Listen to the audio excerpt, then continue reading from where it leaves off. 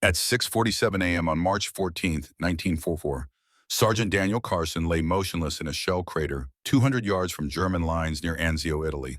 Blood seeped through the emergency bandage on his right shoulder. Shrapnel from the 6:30 morning barrage. The pain came in waves, sharp and insistent, but he ignored it.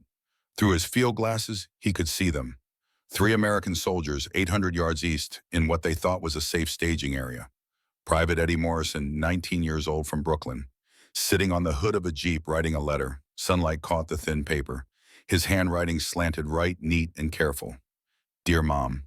The first 2 words visible, even at this distance. Corporal Raymond Chen, 24, from San Francisco, a medic, kneeling beside a wounded soldier wrapping a leg wound. White gauze turning red. His hands moved with practiced efficiency, the kind that comes from bandaging too many men. Sergeant Frank O'Brien, 35, from Boston. 4 children waiting at home, standing inspecting his M1. Each round, each clip. The habit of a 12-year career. Check everything twice. Trust nothing. 4 hours and 13 minutes until 11 o'clock, until the next scheduled German artillery barrage. Danny knew the pattern. 6 days of observation had taught him the rhythm of death at Anzio. The German spotters called in coordinates like clockwork. 7 in the morning, 11, 3 in the afternoon, 7 at night, precise as a Trojan schedule, deadly as cancer. 5 German spotter positions still operational. 5 teams of eyes watching the American lines through binoculars. 5 radio operators ready to transmit coordinates. They were watching Morrison, Chen, and O'Brien right now, plotting, calculating, preparing. At 11 o'clock, if those spotters were still alive, they would key their radios. Artillery shells would arrive 90 seconds later. Morrison would die writing the word love. Chen would die saving someone else. O'Brien would die thinking about 4 children in Boston who would grow up without a father. Danny knew this because he had watched it happen 2 weeks ago. February 28, 1944. Hill 73, same crater, same observation position, different men dying. Danny had been lying in this exact spot with Staff Sergeant Leonard Miller, 34 years old, from Alabama, 8 weeks as Danny's scout partner. Miller had been talking about his farm, about his wife Sarah, about planting apple trees after the war ended. Granny Smith Miller had said, "They grow good in Alabama. My daddy planted a whole orchard back in 1920. I'm going to do the same. Sarah wants peach trees too, but I told her apples are better, more reliable. You can count on an apple tree." 10:47 a.m. Danny had watched through his field glasses. A platoon from Baker Company. 47 men, moving across open ground toward new fighting positions 400 yards north. Standard tactical movement. Textbook formation. And Danny had seen them. 2 German spotters in the ruins of a pillbox on Hill 73. One man speaking into a radio, the other looking through binoculars, hand pointing toward the platoon. Miller Danny had whispered, "Spotters, Hill 73, they're calling in coordinates." Miller looked through his own field glasses. "I see them." "How far?" 650 yards. "Outside our rifle range. We need to warn them." The whistle came first, not 1 shell. 20 simultaneous. The open ground erupted. Earth fountained into the sky. Black smoke. Screaming. The sound of metal tearing through flesh. Danny watched through his field glasses. The first man no longer had legs. The second lay on his back, staring at the sky, mouth open in a scream no one could hear. The third was crawling, dragging his friend, but his friend no longer had a head. 4 minutes, 25 artillery shells. 7 men dead, 13 wounded. Of the 7 dead, Danny knew 3. Private James Sullivan, 21, from Tennessee. The man Danny had shared sea rations with 2 days earlier. Sullivan had talked about his dog back home. Named Rex. "Best hunting dog you ever saw," Sullivan had said. "He can track a rabbit 3 miles through snow. Daddy trained him from a pup." Corporal Vincent Palmieri, 23, from New Jersey. The man Danny had played poker with 5 nights before. Palmieri owed him $4. "I'll pay you when we get to Naples," Palmieri had laughed. Deal. Sergeant First Class Robert Hutchkins, 29, from Oregon. The man who had promised to teach Danny fly fishing after the war. Mackenzie River Hutchkins had said, "Bring Chinook, big as your arm. We'll camp on the bank, fish dawn to dark. Best fishing in the world." 3 men, 3 conversations, 3 promises that would never be kept. Danny watched the 2 German spotters in the pillbox. They were laughing. One slapped the other on the back. "Job well done." Miller whispered, 650 yards. "We can't shoot from here." Danny said nothing. He just watched. Watched the 2 spotters celebrating. Watched 7 bodies lying in the open. That night, Danny did not sleep.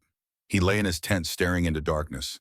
He thought about Sullivan and a dog named Rex, about Palmieri and $4, about Hutchkins in the Mackenzie River in spring. He thought about 2 German spotters laughing. And he thought about something he had learned in Harlan County, Kentucky when he was 14 years old. To understand how Daniel Carson learned to do the impossible, we need to go back. Kentucky, 1936. Danny Carson grew up in Harlan County, Kentucky, where the mountains pressed close and the work ran deep underground. Population 743. 1 main street, 1 drugstore, 3 churches, and the mines. His father, Thomas Carson, worked in the Clover Fork mine for 28 years. Started at 16. His lungs were black from coal dust, his hands calloused from the pick. Every morning, 5 a.m., he descended into the earth. Every evening, 6 p.m., he came back up, if he was lucky. Danny did not want to be a miner. But in Harlan County, you did not have many choices. Age 14, 1936.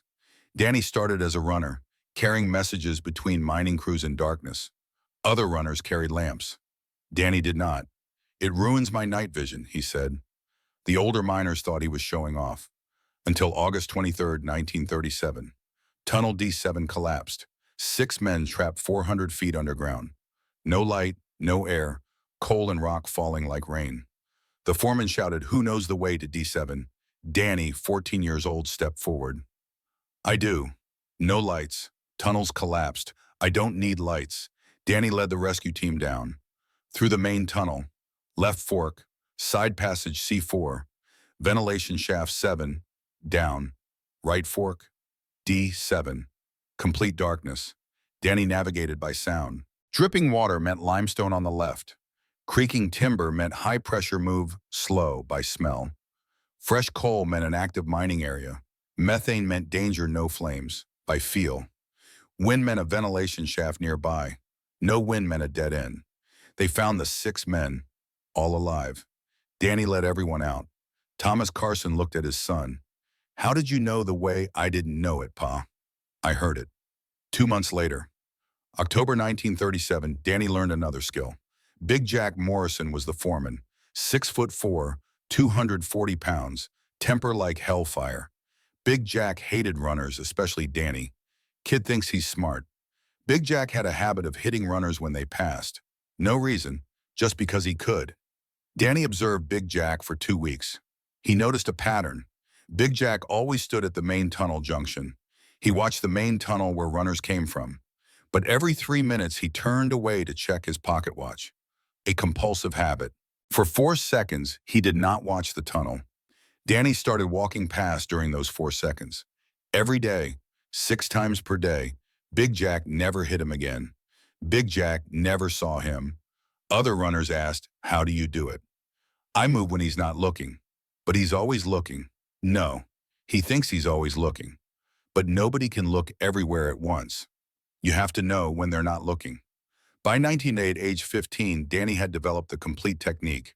In the mines, there were dangerous areas, places where passing could kill you if the foreman did not see you and warn you of hazards. But foremen could not watch everywhere simultaneously. Danny learned to read the attention rhythm of foremen. When they checked logbooks, total focus on the paper 8 seconds. When they talked to other miners, focus on that person 15 seconds. When they inspected equipment, focus on the equipment 10 seconds. Danny moved in those gaps, not when they were not looking, but when their attention was committed elsewhere so completely that peripheral awareness collapsed. Other miners could not understand how Danny could be everywhere, appearing beside you without ever hearing him approach. Thomas Carson told his son, "You move like a shadow. That's the idea, Pa. Shadows exist at the edge of your eye. You know they're there, but you never really see them." December 1942, Pearl Harbor. Danny, 18 years old, enlisted the day after his birthday. The recruiting officer in Lexington looked at his file. "Skills: I can move in darkness. I can read patterns. I know when to move. We'll call that scouting." January 1944, Anzio, Italy. Danny Carson arrived in Italy with the 3rd Infantry Division, part of the Anzio beachhead, the amphibious landing that was supposed to break the German defensive line and open the road to Rome. It did not work. 36,000 Allied troops found themselves pinned on a coastal strip 6 miles deep, surrounded by the Alban Hills, where German artillery had perfect observation of every American position. The problem was not German guns. The problem was German eyes. German spotters worked in pairs or trios. They had radios and binoculars. They hid in church ruins, bombed pillboxes, bell towers, tunnels, tree groves. They watched the American lines 24 hours a day.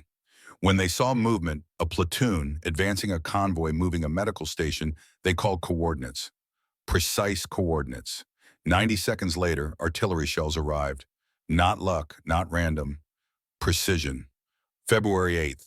A platoon from Baker Company caught near Cisterna. 42 men dead. Danny knew 3. Sullivan, Palmieri, Hutchkins. February 16th. A sniper named Kowalski tried to eliminate a spotter.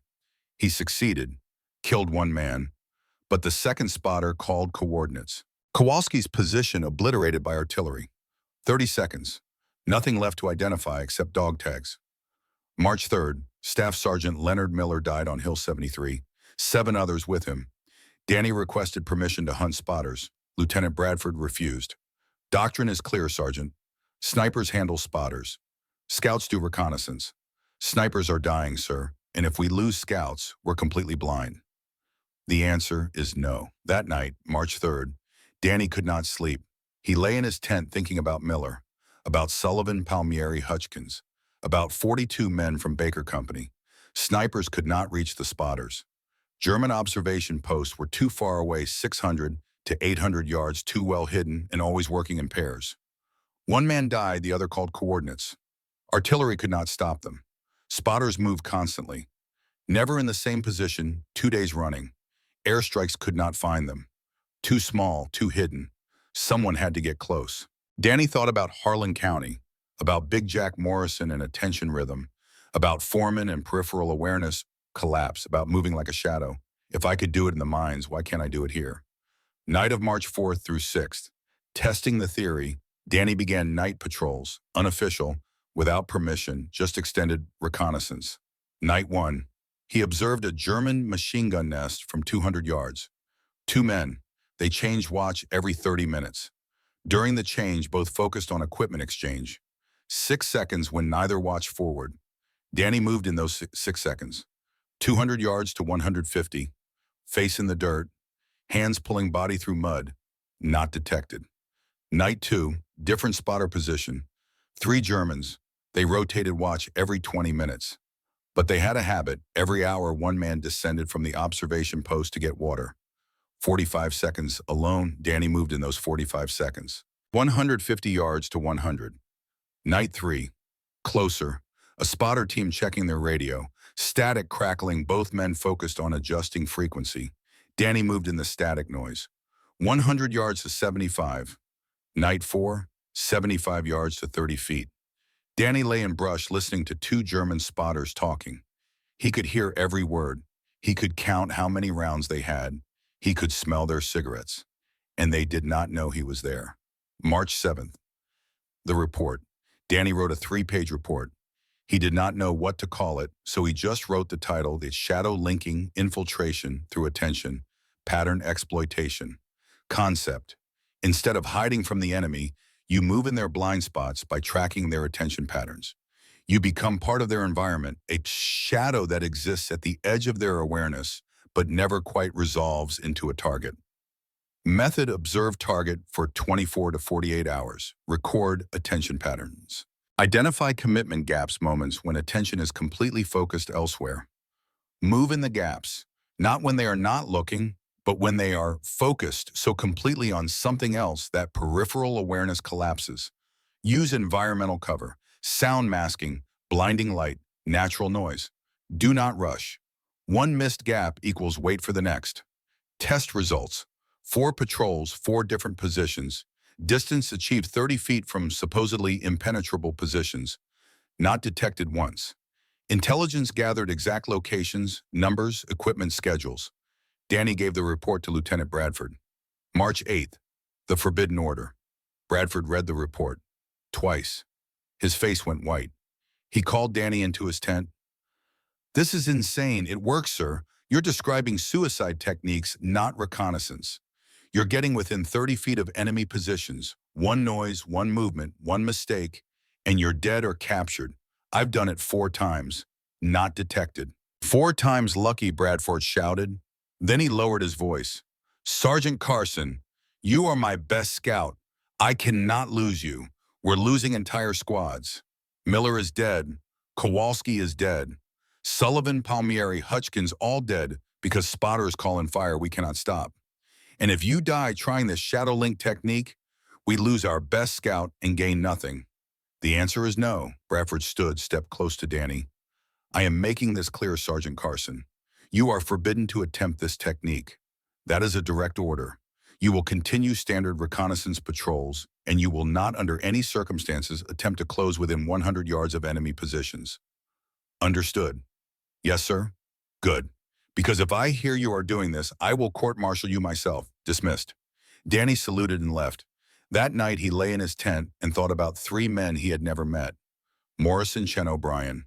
He knew the unit rotation schedule. He knew the German shelling pattern. He knew what would happen. He had 2 choices: obey orders, watch 3 men die, or disobey orders, save them, face court-martial. Danny chose. Night of March 13th, 1944. Danny did not sleep. He lay in his tent listening to the breathing of other soldiers, listening to distant artillery, listening to the clock in his head ticking down. 18 hours and 13 minutes until 11 a.m. March 14th. He knew Morrison, Chen, and O'Brien would be in the vehicle staging area then. He had seen the schedule. Their unit was scheduled to move at 10:45 a.m., reach new positions at 10:55. They would have 5 minutes in open ground, within range of 5 German spotter positions. If the spotters were still alive at 11 o'clock, Morrison, Chen, and O'Brien would die. Danny thought about Miller, about the promise to plant apple trees, about Sarah in Alabama waiting for a husband who would never come home. He thought about Kowalski, about how he smiled before he took the shot, about how he died 30 seconds later, nothing left to identify. He thought about Sullivan and a dog named Rex, about Palmieri and $4, about Hutchins and the Mackenzie River. No more. No more names. No more broken promises. At 4:30 a.m. on March 14th, Danny packed his rucksack, trench knife, 2 canteens, 3 sea rations. Map marked with 5 spotter positions. He slipped out of camp. No explanation, no note, no patrol report, just one mission: kill 12 German spotters before 11 o'clock. Position 1 was a collapsed barn 300 yards northwest of American lines. Danny had been observing it for 6 days. 2 spotters working in rotation. 1 man watching Allied positions through binoculars while the other monitored radio equipment. They had a schedule. Every 14 minutes, the watcher would hand off the binoculars and they would swap roles. During the handoff, there was a gap. 6 seconds when both men were focused on the equipment exchange, neither watching their sectors. Danny crawled into a drainage ditch filled with 3 inches of water that smelled like sewage and death. The sun rose behind him, casting his shadow forward, but he timed his approach for when the spotters would be looking west into the glare. He moved during their radio checks when static crackled, and 1 spotter adjusted frequencies while the other wrote in a logbook. It took him 90 minutes to cover 200 yards, face in the water, elbows digging into mud, knees scraping stone, every muscle burning. At 7:53 a.m., he was 20 feet from the barn's collapsed wall. He could hear their conversation. Spotter 1, young voice, maybe 20 years old. "Cafe is scheisse. Coffee is shit." Spotter 2, older voice. "Alice is scheisse here. Everything here is shit." They laughed. 1 pulled out a photograph. A girl, meine Verlobte, München, my fiancé, Munich. Danny watched them through a gap in the wall. 2 young men, tired, far from home, just like Sullivan, just like Palmieri, just like Hutchins. But Sullivan, Palmieri, and Hutchins had died because these 2 men called in coordinates. 8:07 a.m. Radio crackle, incoming transmission. Both spotters turned to the equipment. One adjusted frequency, the other wrote in a logbook. Danny moved, through the gap in the wall, low, fast, 20 feet in 4 seconds. The first spotter turned his head, eyes wide, mouth opening to shout. Danny's knife came up under the jaw. 45-degree angle, blade through the floor of the mouth into the brain. The scream died in his throat. The second spotter dropped the radio, hand reaching for the Luger on the table. Danny yanked the knife free. Blood sprayed. He drove it across the second spotter's throat. Larynx severed. Carotid artery cut. 8 seconds. 2 men dead. No sound. Danny dragged both bodies into the barn cellar, covered them with debris and old straw, took their radio, a torn .FUB-1 unit, and smashed it with a rock. He wiped the knife on a spotter's tunic, marked the position on his map with a red X.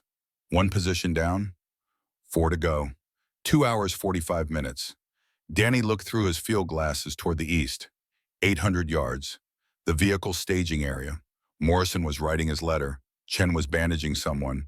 O'Brien was checking ammunition. They were alive. 2 hours, 45 minutes left. Position 2 was in Olive Grove, 600 yards east. Harder. 3 spotters, more sophisticated equipment, and no drainage ditch to crawl through. Just 400 yards of open ground with scattered rubble for cover. Danny spent 90 minutes observing from a shell crater 200 yards out. 3 spotters working in a pattern. Spotter A watched the north sectors 1 through 4. Spotter B watched the south sectors 5 through 8. Spotter C coordinated radio communication with artillery units. Every 20 minutes they rotated positions. During rotation they focused on each other. Handed binoculars to B, handed radio to CC, handed logbook to A. 12 to 15 seconds when no one watched outward. But Danny had to cross 400 yards of open ground to reach the grove. Could not be done in 15 seconds. He needed something else. Sound masking, a technique from the mines. Wind blowing through olive trees created rustling noise. Every time a strong gust came, the spotters could not hear footsteps. Danny waited. Strong wind equals move 5 yards. Wind stops equals freeze completely. Strong wind equals move 5 more yards. Combined with rotation. Rotation begins, they focus on each other. Wind blows. Danny moves 15 to 20 yards. Rotation ends. Danny freezes, lies flat behind rubble. 10:34 a.m. Danny had crossed 200 yards. He lay behind a bombed wall 200 yards from the grove. Sweat poured into his eyes, uniform soaked through, shoulders screaming. He checked his watch. 10:34 a.m., 26 minutes until 11 o'clock. He looked toward Morrison, Chen, O'Brien. They were moving, leaving the vehicle staging area, walking north, toward new positions. The new position was less exposed, had fighting trenches, had cover. The 11 o'clock barrage might not kill them if they were in the trenches. Danny exhaled, a little time, but still 10 spotters. They would call coordinates for the 3 o'clock barrage. They would adjust. They would find Morrison, Chen, O'Brien. Keep moving. 11:00 a.m. Danny was in the olive grove, 50 yards from 3 spotters. The 11 o'clock barrage began. Whistles, explosions, earth shaking, but the shells fell randomly. 200 yards west, 300 yards north. Not accurate, no spotters to call coordinates. Danny heard the 3 German spotters talking. Spotter A, warum ist das Feuer so ungenau? Why is the fire so inaccurate? Spotter B, keine Ahnung. Radio from position 1 antwortet nicht, no idea. Radio from position 1 not answering. Spotter C, prüfe die Frequenz noch einmal. Check the frequency again. They were trying to contact position 1. No response. 11:34 a.m. They gave up trying the radio, turned back to work. One man spread a map out. Another pointed at coordinates. The third leaned in to look. All 3 focused on the map. Danny moved, through brush, low, silent, 10 feet. They were still looking at the map, arguing about coordinates. 5 feet. Danny stood up behind them. The knife cut across Spotter A's throat. Carotid artery fountained blood. The spotter collapsed. Spotter B turned eyes wide. The knife stabbed under the ribs, angled up into the heart. Spotter B stopped breathing mid-breath. Spotter C lunged for his rifle. Danny yanked the knife free, spun, stabbed into the neck. Spotter C collapsed, hands still on the rifle but never lifting it. 12 seconds. 3 men dead. Danny knelt breathing hard, hands shaking, knife dripping blood onto dry leaves. He had killed 5 people in 4 hours. 5 men with names, with families, with photographs of girls in Munich. But they had killed Sullivan Palmieri Hutchkins. They had killed Miller. They were trying to kill Morrison Chen O'Brien. Danny smashed their radio, marked his map. 2 positions down, 3 to go. Position 3 was the pillbox on Hill 73, where Miller had died 11 days ago. Danny stood at the base of the hill looking up at the pillbox. This was the hardest position. No cover, no ditch, no trees, just 400 yards of open ground with scattered rubble. And the pillbox had 360-degree observation. 2 spotters inside. They swept binoculars across the landscape every 30 seconds. How do you cross 400 yards of open ground when someone is staring at it every 30 seconds? Danny lay in a shell crater and observed. 1 hour, 2 hours. Their pattern was perfect. No gaps, no mistakes. But they had to eat. At 1:47 p.m., one spotter set down his binoculars, pulled out a package. Bread, maybe, or canned meat. The second spotter continued sweeping. But now he was doing the work of 2 men, sweeping faster, less thorough, eyes racing across sectors instead of studying them. That was the gap. Danny moved when the spotter was eating. Every time the watching eye swept past, Danny moved 5 yards, then froze completely. Not hiding, freezing. Human eyes detect movement. If you move, they see you. If you freeze, you are part of the landscape. Danny crawled, elbows, knees, face in dirt. Every 30 seconds, the sweep passed. Danny froze, became part of the rubble. 1:52 p.m., 50 yards covered, 350 to go, 2:04 p.m., 100 yards. Danny's shoulders burned, elbows bleeding through uniform. 2:19 p.m., 200 yards. The spotter finished eating. Both were sweeping again, faster, overlapping. Danny froze completely, lay behind brick rubble, did not move. 15 minutes, no movement. 2:31 p.m. One spotter said something. Both laughed. They relaxed slightly, swept slower. Danny continued. 250 yards, 300, 2:45 p.m. Danny was at the pillbox blind spot, the collapsed eastern wall. He could hear them talking. Spotter 1. Zu heiß, ich hasse Italien. Too hot, I hate Italy. Spotter 2. Meine Freundin in Hamburg. My girlfriend in Hamburg. Danny waited, listened. One spotter was chewing, the other was adjusting the radio. He circled to the entrance. Along the wall. 4 minutes to move 12 feet. So slow he could feel each blade of grass under his knees. At the entrance, he stopped. He thought about Miller, about Miller's death 11 days ago in this place, about Sarah waiting in Alabama.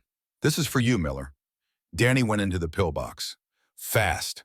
The first spotter turned, eyes wide, hand reaching for the Luger on the table. Danny's knife stabbed into chest, through ribs, into heart. The second spotter dropped his food, grabbed for his rifle. Danny yanked the knife free, threw it. The blade spun once in the air and buried itself in the spotter's throat.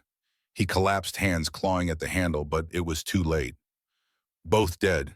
Danny stood in the pillbox. Blood on the walls, blood on the floor. Old blood, Miller's maybe, and new blood, the 2 German spotters. He looked out through the observation slit.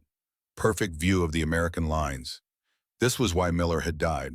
This was why 7 others had died. No more. Danny destroyed the radio, marked his map. 3 positions down, 2 to go. Danny looked at his map.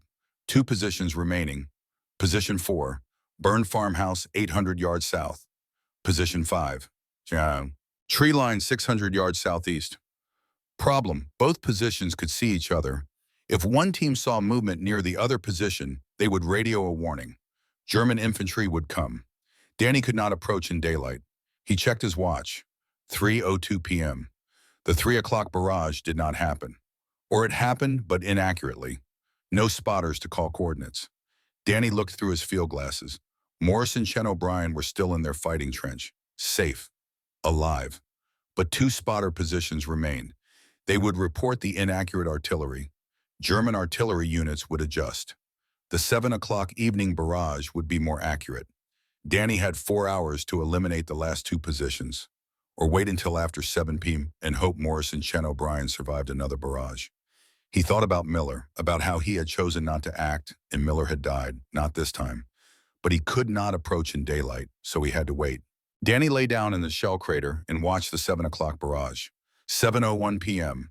Whistles, artillery shells falling, but not accurate. 200 yards west of Morrison Chen O'Brien's trench. Close, but not hits. Danny looked through field glasses. 3 men jumped into the trench, earth shaking. 30 shells, all misses. After 4 minutes, the barrage stopped. Morrison Chen O'Brien crawled out. Chen checked the other 2 for wounds. Morrison laughed a nervous, relieved laugh. O'Brien lit a cigarette, hands shaking. They were alive, but 2 positions remained. Danny had 4 more hours. Position 4, the burned farmhouse. The sun set at 6:22 p.m. Twilight shifted to darkness. This was Danny's hour. He moved toward the farmhouse using shadow linking adapted for twilight. Cigarette light technique. 2 German spotters were smoking. Danny tracked the cigarette glow. When the ember brightened, they were inhaling, eyes closed, or squinted, night vision compromised. When it dimmed, they were scanning, eyes open, focused.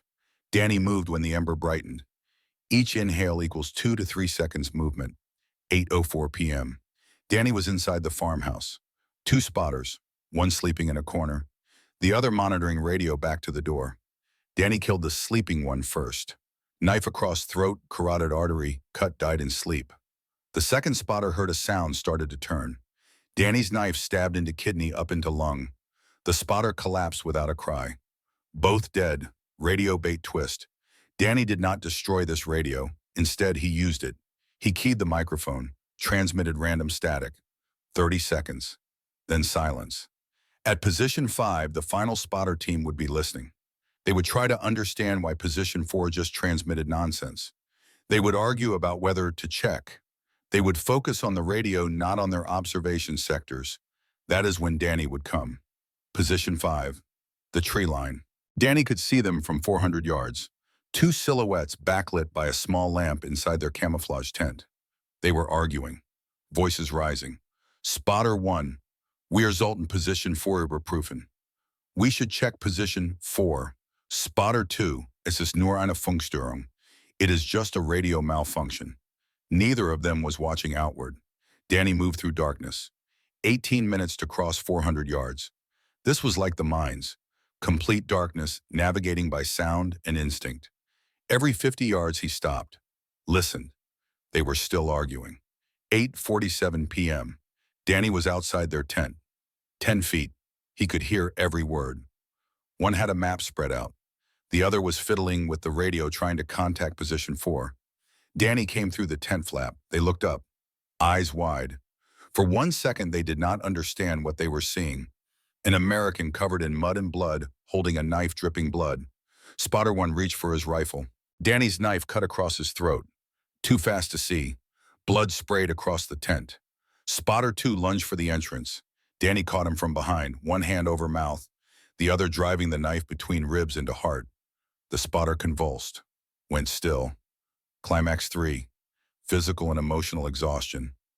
Danny released the body. It collapsed. He stood in the tent, blood on his hands, blood on his uniform, blood on his face. 5 positions, 12 spotters, 14 hours, no shots fired. His hands shook uncontrollably, knees wobbled. He collapsed to the ground back against a tree. He had done it. But at what cost? 12 men dead. He had killed them with his own hands, looked into their eyes, heard them die. Sullivan, Palmieri, Hutchins could not come back. Miller could not return to Sarah. But Morrison, Chen O'Brien were alive. Danny thought about 3 men he had never met. 3 men sleeping in a fighting trench 800 yards north, not knowing who had saved them. Is that enough? He did not know. He had just violated a direct order, killed 12 people, used a forbidden technique. He would probably go to prison. But Morrison would write a letter to his mother tomorrow. Chen would bandage more wounded soldiers. O'Brien would think about 4 children in Boston. Is that enough? Danny looked into darkness. It has to be. Danny dragged the 2 bodies into brush, smashed the final radio, marked his map with the 5th red X. Then he began the long 3-hour walk back to American lines. The walk back took 3 hours. Danny moved slowly, too tired to be careful, moving on instinct more than planning. At 11:53 p.m., he stumbled into the perimeter wire. A sentry challenged him. "Stop password." Danny stopped. He did not remember the password. He only remembered blood and darkness. The sentry aimed his rifle. "I said password." "Carson," Danny said. His voice was hoarse. "Sergeant Carson." "Scout." The sentry looked closer, recognized his face. "Jesus Christ, Sergeant. Where have you been? You look like hell. Patrol. Lieutenant Bradford is looking for you. You are in big trouble." "I know." The sentry escorted Danny to Bradford's tent. Inside, Bradford was sitting at his desk, papers spread before him. He looked up when Danny entered. For 5 seconds, Bradford said nothing.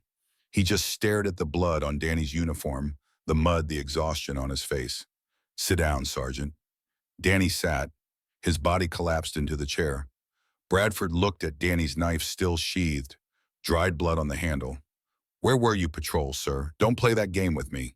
You did not file a route plan. You snuck out of camp at 4:30 a.m. Where did you go?" Danny pulled out his map, set it on the table. 5 red X marks, German spotter positions, northwest sector to southeast. Bradford looked at the map. "How many positions?" 5. "How many spotters?" 12. Bradford looked up, eyes wide. 12. "Yes, sir, all eliminated. 5 radio stations destroyed, no shots fired, no American casualties."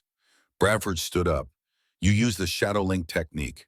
"Yes, sir, after I explicitly ordered you not to." "Yes, sir."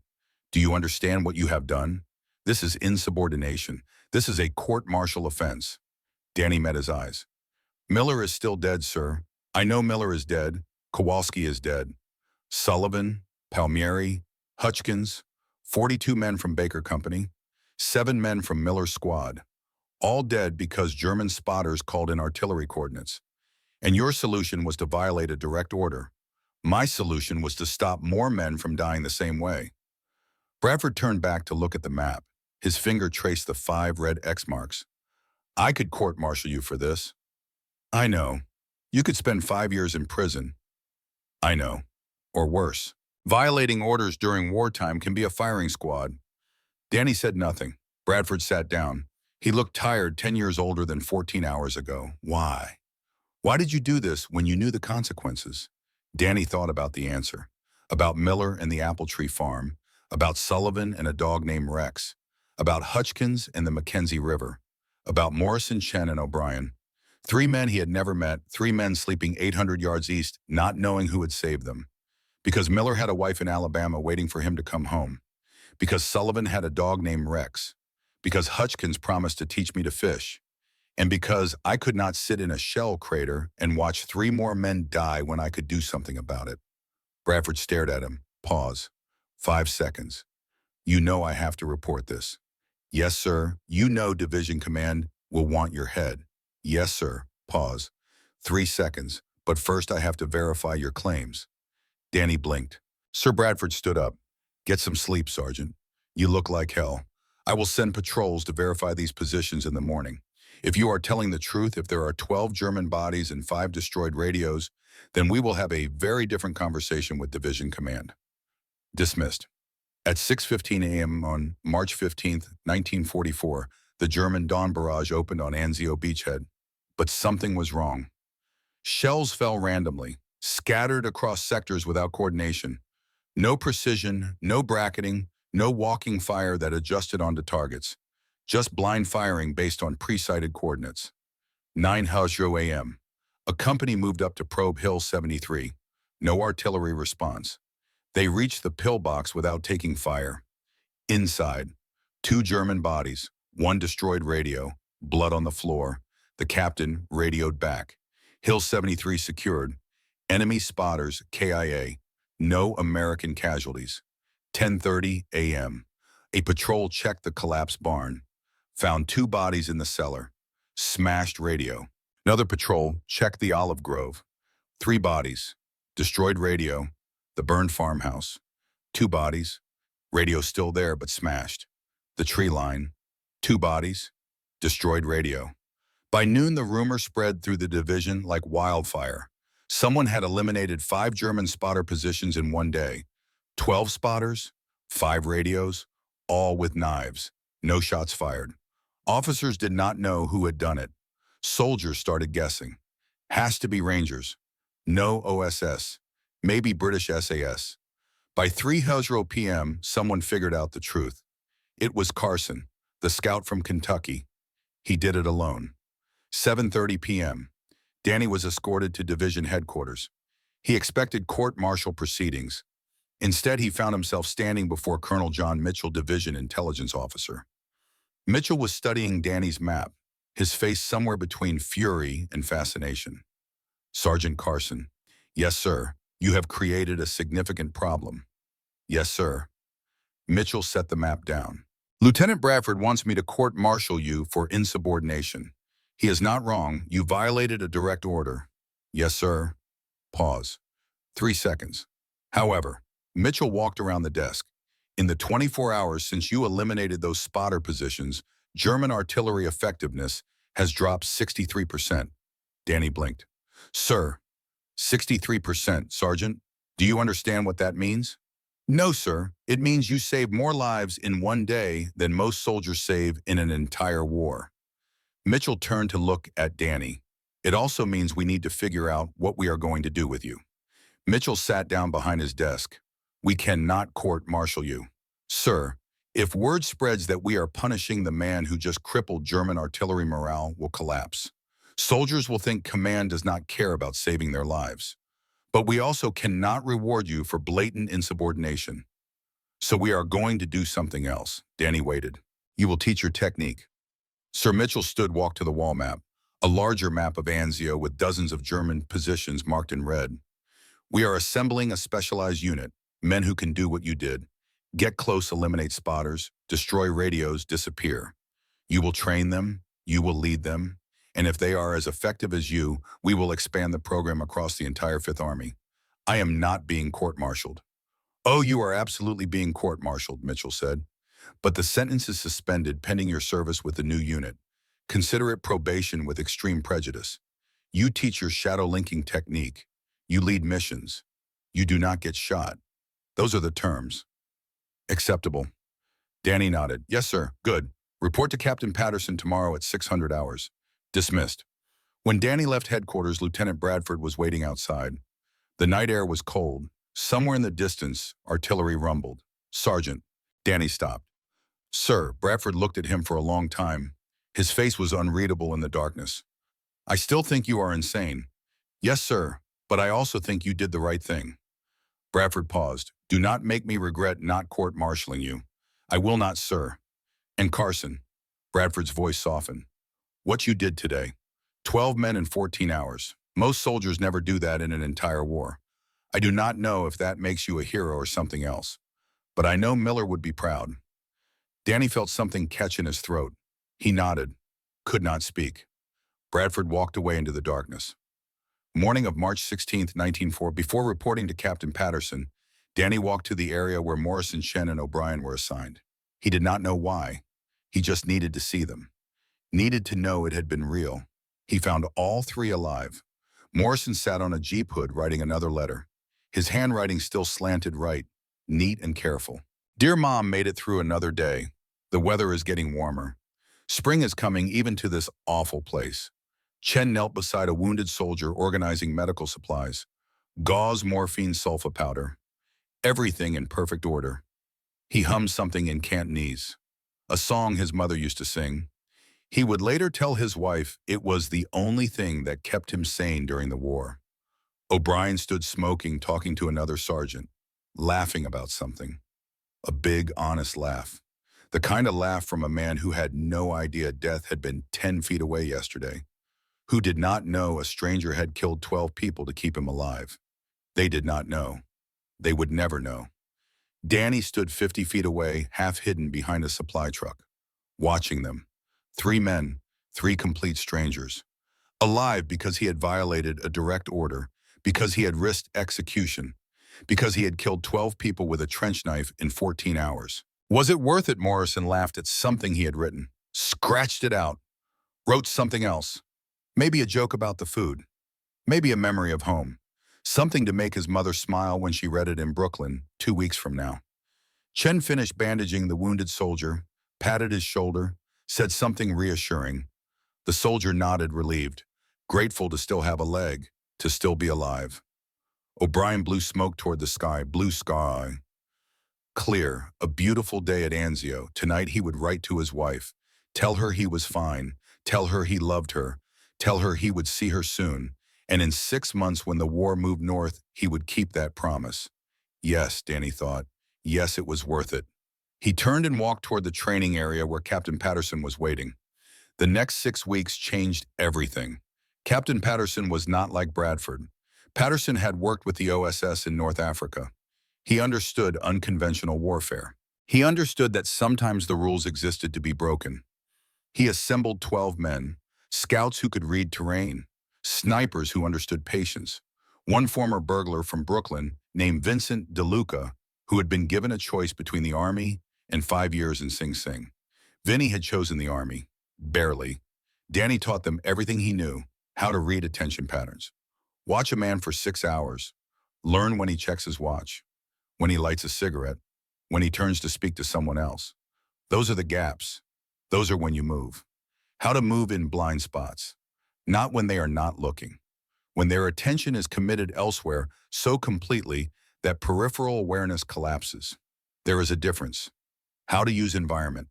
Wind through trees masks footsteps. Bright sun creates glare. Artillery fire provides noise cover. Nature gives you tools. Use them. How to kill silently, not with pride, not with anger, with cold efficiency. Because hesitation gets you killed. Because if you are going to take a life, you owe that person a quick death. Most importantly, patience. Shadow linking is not about speed. Danny told them on the first day. It is about timing. You cannot force it.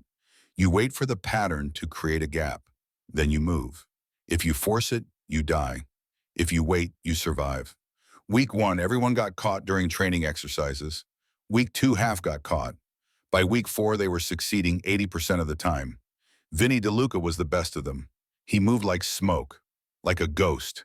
He could pick a lock in complete darkness, could cross 30 feet of open ground without making a sound. He had learned these skills burglarizing apartments in Brooklyn. Now he used them to save American lives. One night after training, Vinny sat with Danny outside the barracks. They shared a cigarette, did not talk for a long time. Finally, Vinny said, "You really killed 12 in one day, yes." "With a knife, yes," Vinny was quiet. Then, you ever think about them, the Germans you killed every night?" Danny said.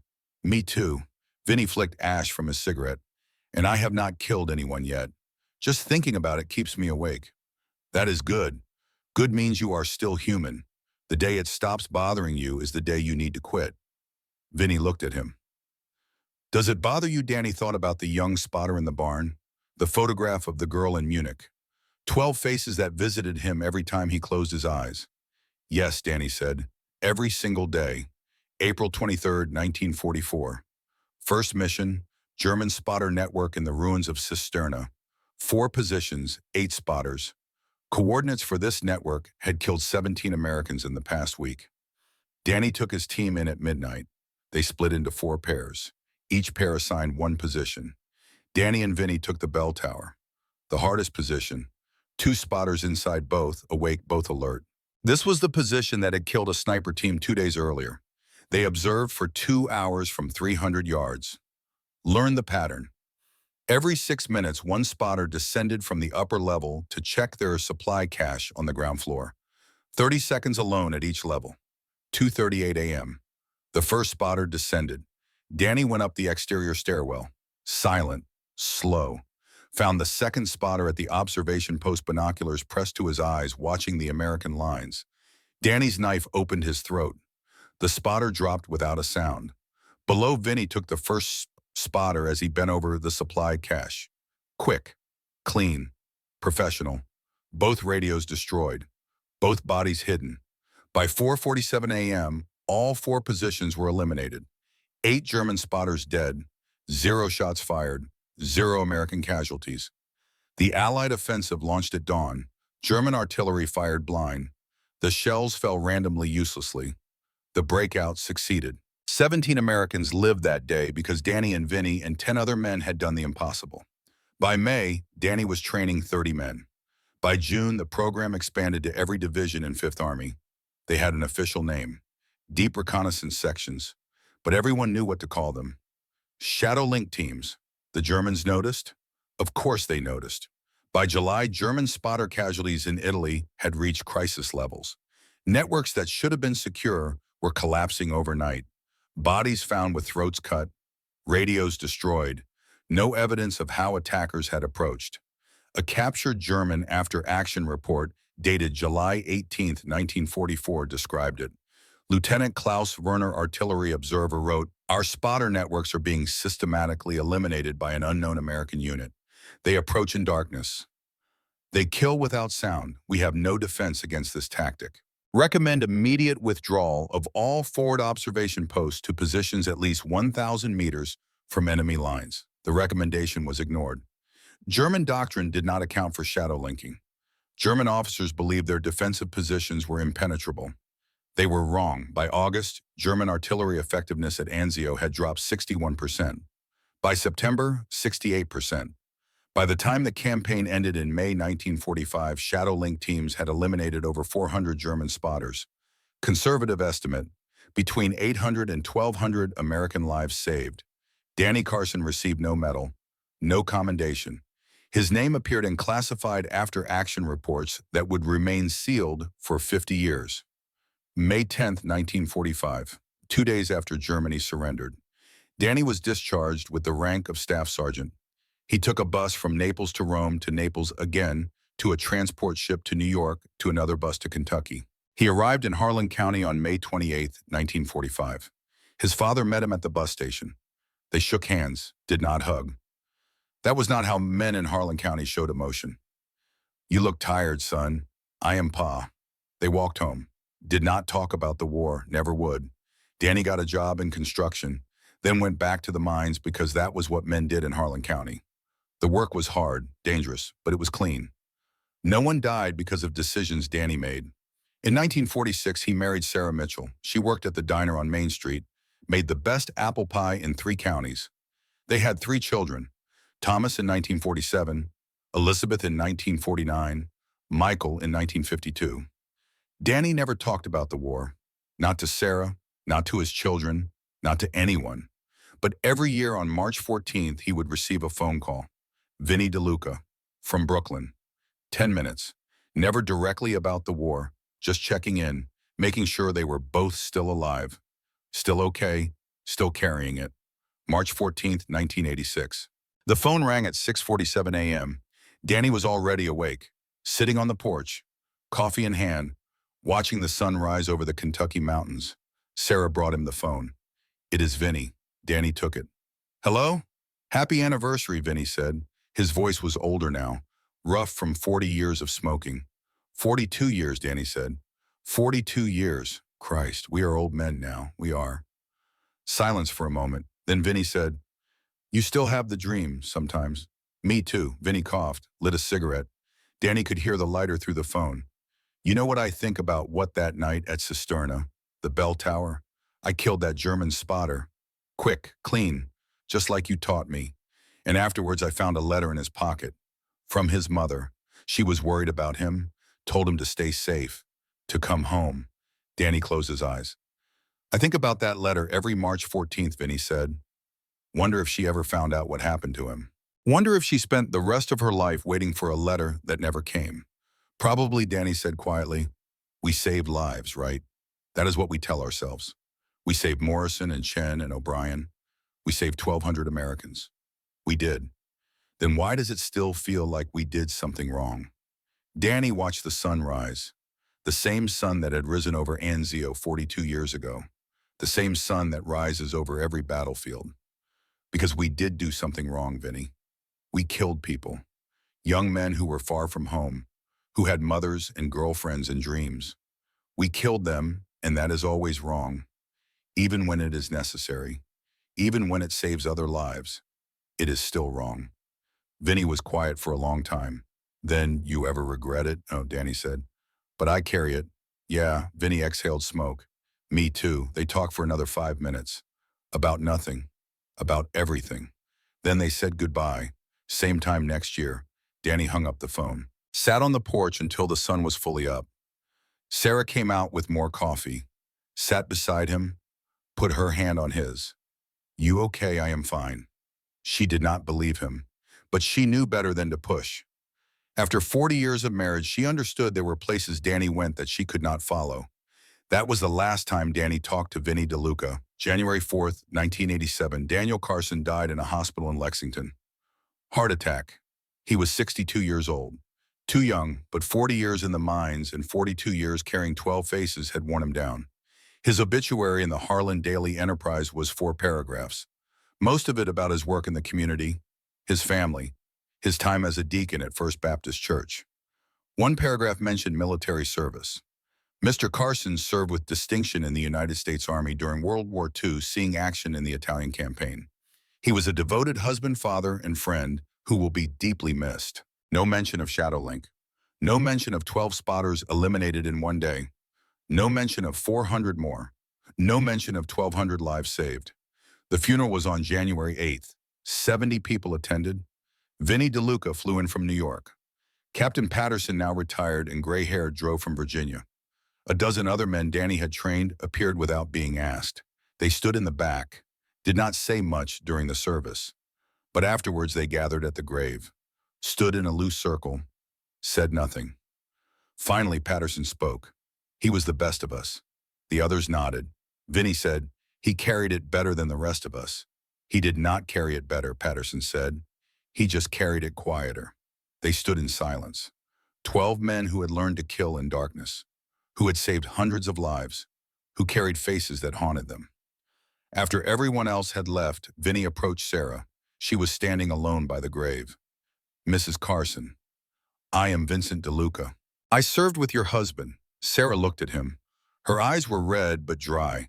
She had done her crying in private. I know who you are. Danny talked about you. He did once. Said you were the best soldier he ever trained. Said you understood what it came on. Vinnie looked at the grave. We all understood. But Danny understood first. And he paid the price first. What do you mean March 14th, 1944? Your husband saved 3 men he never met. And in doing that, he saved over 1,000 more. But he killed 12 people to do it. And he carried those 12 faces every day for 43 years.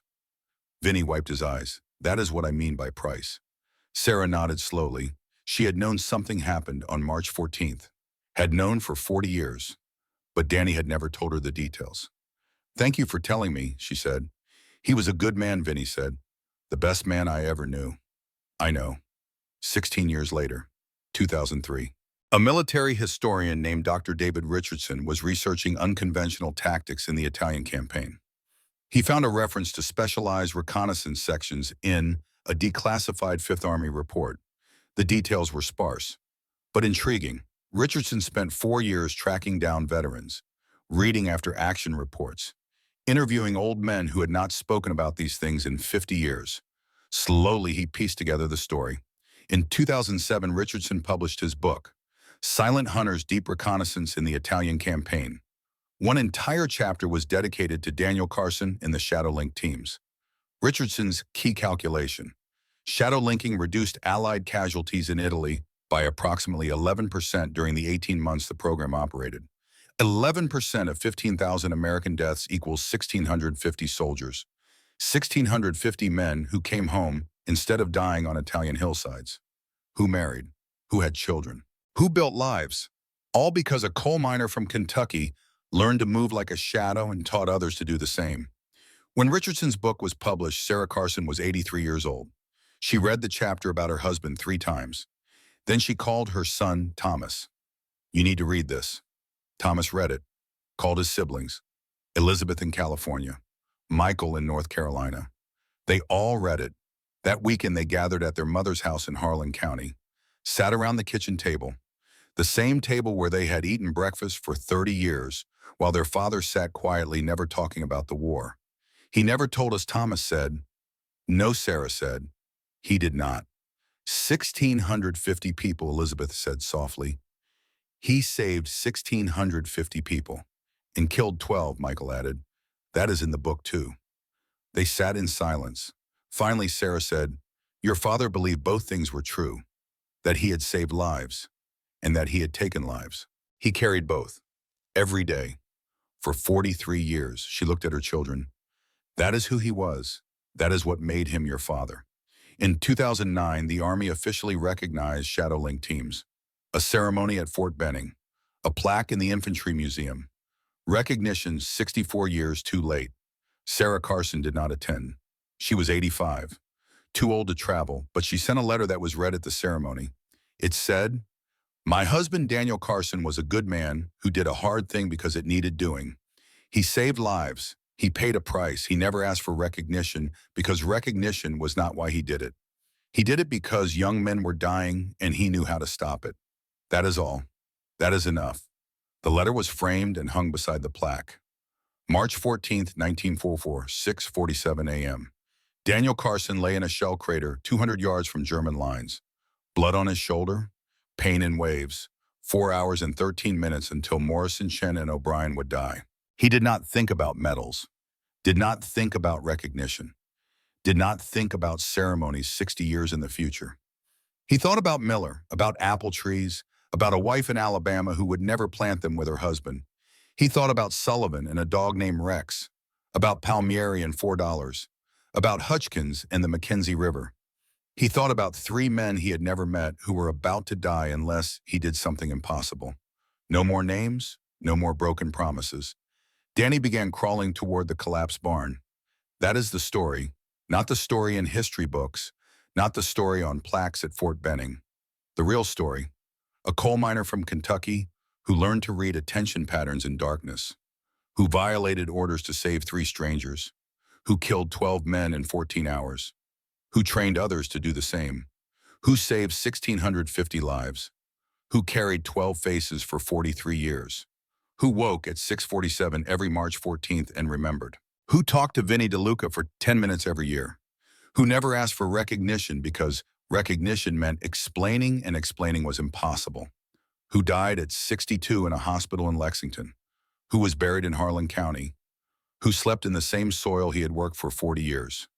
Daniel Carson, 1924 to 1987, Sergeant 3rd Infantry Division, Staff Sergeant, Scout, Shadow, Hero, Final Accounting, March 14th, 1944, 12 German spotters eliminated, 5 radio stations destroyed, 0 shots fired, 3 lives saved immediately.